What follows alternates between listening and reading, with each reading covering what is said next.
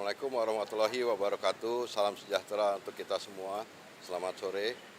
Ya, kami tadi telah melaksanakan pengangkatan dan pembacaan sumpah sebagai Menteri Koperasi Republik Indonesia, dan tentunya tadi kami sempat di briefing sebentar oleh Presiden untuk secepat mungkin, sesegera mungkin untuk bekerja. Dan saya tentu karena sebelumnya menjadi Wakil Presiden, tentu akan melanjutkan apa yang sudah kami lakukan. Saya bersama Menteri Koperasi sebelumnya Pak Budi Aris Setiadi, kami akan melanjutkan mulai besok. Kita akan gerak secepat mungkin untuk kegiatan khususnya Koperasi Desa Kelurahan Merah Putih dan juga koperasi secara umumnya. Mungkin itu yang dapat saya sampaikan. Terima kasih.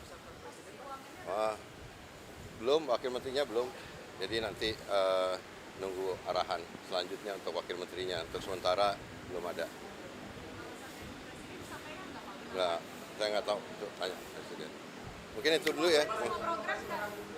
Koperasi Desa Merah Putih tentu akan menjadi program prioritas Kementerian Koperasi, karena itu juga menjadi program unggulan Presiden dan sudah akan kita masukkan. Tadi juga kebetulan baru saja kami melakukan rapat dengar pendapat dengan Komisi 6 DPR RI, dan Koperasi Desa Kelurahan Merah Putih tentu akan didukung oleh teman-teman di DPR RI, dan juga secepat mungkin kita akan melahirkan undang-undang sistem perkoperasian nasional yang sebagai undang-undang baru untuk menggantikan undang-undang nomor 92 yang lalu, yang sudah udah terlalu lama belum diganti gitu.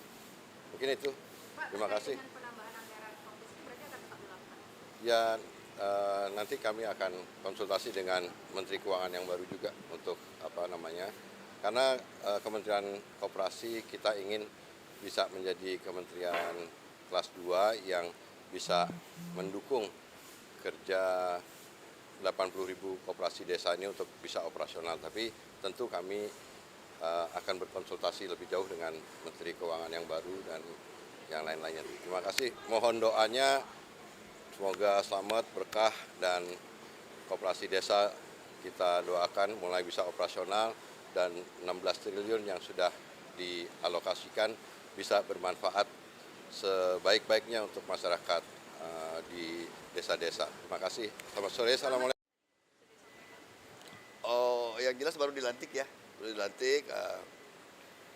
arahan Presiden saya kira ya apa yang jadi cita beliau itulah yang menjadi akan kita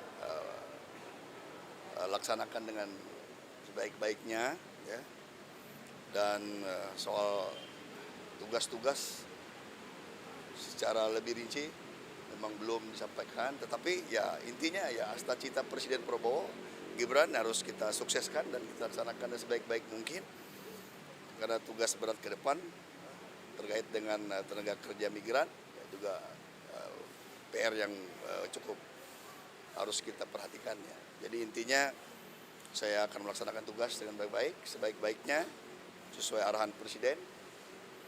Tentu cita Presiden ya, pemerintah yang harus kita laksanakan sebaik-baik mungkin di periode 2025-2029 sisa ini. Berarti agenda terdekat akan konsolidasi dulu sama menteri sebelumnya? Yang jelas ya kita silaturahim dulu lah ya di internal, perkenalan ya, sekaligus juga ya saya juga ingin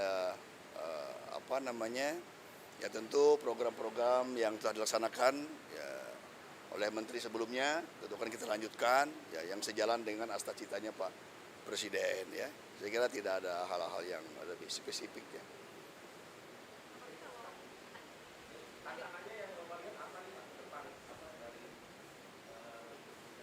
Ya nantilah ya, lebih teknisnya nanti aja dulu ya.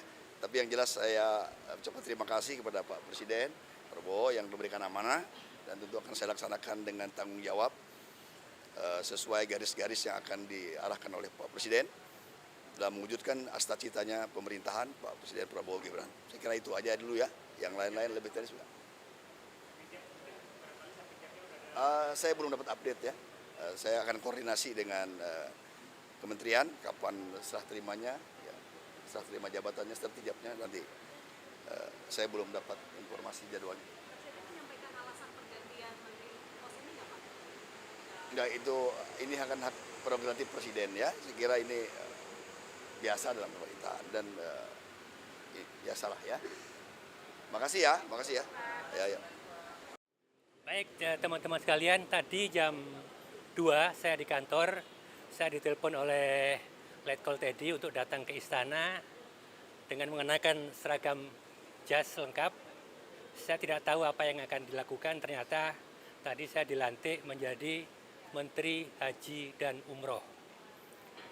Setelah pelantikan kami diundang Presiden ke ruangan beliau, berbicara banyak hal, dan terkait dengan haji, beliau menyampaikan apapun yang perlu dilakukan, lakukan untuk memberikan pelayanan terbaik pada jamaah haji kita. Apa yang disampaikan oleh Pak Presiden, penugasan kepada kami sebagai Menteri Haji dan Wakil Menteri Haji untuk Bang Daniel merupakan amanah dan tanggung jawab yang berat. Saya katakan berat karena 10 bulan terakhir saya tahu persis bagaimana medan haji baik di Indonesia maupun di Saudi. Karena itu tadi saya sangat bergembira bahwa Presiden menyampaikan lakukan apa yang perlu dilakukan untuk memberikan pelayanan terbaik pada jamaah haji kita. Saya kira itu. Ya. Tapi PR spesifiknya apa? Apakah menentukan harga haji atau ada nama? Banyak hal yang harus kita lakukan, termasuk berpikiran atau berupayakan bagaimana biaya haji lebih bersahabat untuk masyarakat Indonesia, termasuk itu. Besok kami dan Danantara akan ke Jeddah, Mekah sekali lagi untuk memastikan kembali lokasi yang akan kita ambil. Karena bulan kemarin kita sudah melihat beberapa lokasi, calon lokasi, dan insya Allah besok kita akan putuskan mana yang akan kita ambil.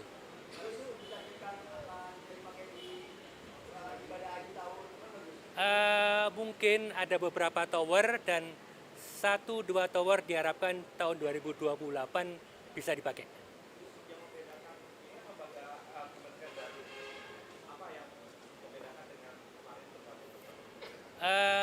Di sini wewenangnya jauh lebih besar, dan wewenang ini tentu juga terkait dengan bagaimana kita berkoordinasi dengan teman-teman Kementerian Haji di Saudi sehingga kita bisa berbicara dengan lebih